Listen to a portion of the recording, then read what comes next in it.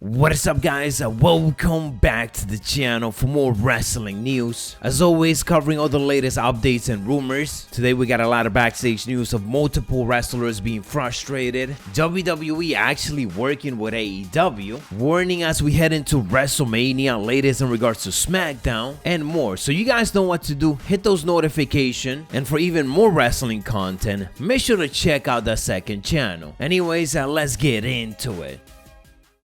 And we discussed early on this week how bad of a decision it was for WWE to break up the Hurt Business, considering that ever since they joined forces together, there has been one of the best part of television. Now, following this week's Monday Night Raw, that is no more. A lot of fans been questioning that decision, and even Batista joining in the conversation, asking who in the right mind in WWE decided to split the Hurt Business. And Batista and us is not the only one who've been questioning this, because it looks like other members of the former faction are not happy either. Fightful reports that members of the group joined those who were shocked or unhappy about the split. Vince McMahon made the decision himself to split up the group. It was added that Vince McMahon was set in his choice to fracture the group, even after MVP and Bobby Lashley were vocal about not being in support of the decision. They had a meeting with Vince McMahon himself about the idea before everything took place, but as the report indicated, it didn't matter much as Vince McMahon was set in his way and still went ahead with the plan. The report added that this was seen as a low blow and a blow to the morals of the wrestlers in the backstage. This is unfortunate because MVP has been working so hard to elevate all of these guys, and as soon as they joined forces together, everything has been clicking. We got Cedric Alexander and Shelton Benjamin actually being a team, having some characteristic, trying to figure things out, and even having a title run. Bobby Lashley, of course, became United States Champion and now WWE Champion. So you would think that after all they have done this year, Vince McMahon at least will listen and not just split them up randomly right before WrestleMania, when they could have waited a little bit longer and set things out better. It's worth mentioning that Cedric Alexander and Shelton Benjamin have not stayed quiet about the situation. They actually tweeted in frustration. Shelton Benjamin indicating the following: the event of this past week has been beyond infuriating, frustrating, and disappointing, but sadly comes as no surprise. And Cedric Alexander tweeted, "It's a 2019 all over again. That doesn't make sense. I'm just hoping that WWE has a big plan for all of this and that they make it right. I don't want Shelton Benjamin and Cedric Alexander to be directionless, and so MVP and Bobby Lashley after this current WWE title run." It feels like the internet has been broken over the last 24 hours, because you could kind of say that WWE is sort of working with AEW. The forbidden door has been broken once again. What I'm talking about is, of course, Chris Jericho being one of the surprising guests and appearing on the next Stone Cold Steve Austin The Broken Skull sessions. The All Elite wrestler will be appearing on the show on April 11, and it will be right after the second night of WrestleMania, which is even more interesting because it's gonna have a crazy lead in, that of course being WrestleMania Night 2, and gonna get AEW trending fairly quickly right after the event is over. Kind of crazy to even say this. As to how this came about, Stone Cold Steve Austin confirmed that he got Vince McMahon's approval twice on it because he just couldn't believe it himself. Chris Jericho hit up Stone Cold Steve Austin, complimenting him on his interview with The Undertaker, which led to Stone Cold indicating that he would love to have Chris Jericho in it. Chris Jericho said that he is all down for it. Then Stone Cold went on to ask Vince McMahon about it. Vince apparently replied with a couple of emojis and told Stone Cold to go ahead. He then texted Vince McMahon once again to confirm it because of course he couldn't believe it. And this is huge because clearly Chris Jericho is one of the biggest stars in the history of pro wrestling and certainly WWE, but the shocking part about all of this is that this is the first time that we get to see a currently contracted AEW superstar being on a WWE show like this. Of course, before we got certain superstars like The Big Show who are now on AEW, but he appeared on it while he was contracted to WWE. This is the complete opposite, and Stone Cold did tease that they go over everything, so it should really be a good one. Chris Jericho is about to talk a lot of AEW on a WWE show, which is kind of crazy, and I really hope that this opens doors for for more collaboration between the company. Even if it's not wrestling related, I'm still down to see these type of crossovers and other things. We got Sheamus getting ready for his WrestleMania match against Matt Riddle for the United States Championship match, and he ended up taking it over to social media, letting us know that he is bringing back his vintage mohawk and braided beard for WrestleMania. This is the look that he was rocking back in 2015, which when you think about it, doesn't even feel like it has been that long. And there's a big wrestling week coming up, because of course it's WrestleMania, and leave it up to WWE to send out a couple of warnings of what not to say during that week, including wrestling. This list of course continued to grow over the years. Some of the companies that they work with are aware of this as well, and recently Fightful was able to get a copy of the list of banned words that were sent out to promotional partners and that WWE are not able to say themselves. Many of these words include some that we kind of already know, such as blood, strapped, diva, wrestlers, kayfabe, heels, and then they have other surprising ones such as DQ, needs a push, to be over, to job, jobber, card, and even wrestling. There's a couple of more in there, but it's always interesting to take a look at these lists and how crazy is it that some of these words are not even allowed, even though there's nothing bad with them. You can't even say house show for whatever reason, but yet again you can't even mention wrestling again on the biggest wrestling week of the year. And as if WrestleMania wasn't big enough, there's a third night added to it already, because next week we got SmackDown WrestleMania, and WWE announced a couple of matches for it, as we got the SmackDown Fatal 4-Way Tag Team Championship match, a segment between Roman Reigns, Daniel Bryan, and Edge, and the Andre the Giant Memorial Battle Royal. And there's a lot of questions in regards to why this is happening, and the Wrestling Observer Radio indicated that this is something WWE simply wants to get out of the way, because they want to keep each night of WrestleMania at least at 3.5 hours. They don't want to make it any longer than that, which is why they are also starting at 8 p.m. instead of 7. Another of the reason being discussed is because they want to make a huge deal of whatever that first match at the event will be. That first match, of course, is going to be the first match featuring live audience, so they want to give us something big, and that first pop, for that first pop, that's going to be big. Some quick highlight for this week's SmackDown. The show started off with the Rated R superstar Edge making it clear that he is Rated R, and I'm more excited for it because this is the best Edge after all. We had Dolph Ziggler and Robert Roode and Otis and Chad Gable defeating the Street Profit and Rey Mysterio and Dominic Mysterio. We had a face-to-face confrontation between Cesaro and Seth Rollins, with Cesaro getting the best out of Seth. Natalya defeated the WWE Women's Tag Team Champion Shayna Baszler, and after the match, the Women's Tag Team division came out. We got a lot of spots showcasing all of them, kind of setting up that multi-woman tag team match at WrestleMania Night 1, which will lead into the Raw Tag Team Championship match on Sunday. We had Kevin Owens invading Sami Zayn's red carpet trailer premiere, which featured Logan Paul. It was also confirmed that Logan Paul would be at WrestleMania. Bianca Belair defeated Carmella, who was also in the backstage taking a look at the women's tag team division when they were brawling it out earlier on, so she's probably gonna end up in that multi-woman match. And I'm hoping it's Bayley or something, because there's no way they're gonna leave out Bayley out of WrestleMania. And last but not least, for the main event, we had Daniel Bryan defeating Jey Uso in a street fight. Edge was on commentary, so of course things got heated at the end. Daniel Bryan though didn't let anything get to him, as he went on to destroy Edge and Roman Reigns, so he had the last laugh here tonight. And that is all the latest wrestling news, WWE news and rumors, and the quick recap for this week's SmackDown. If you guys enjoyed, found it informative, don't forget to elbow drop it and hit those notifications. I'll catch you guys on the next one, so stay savage.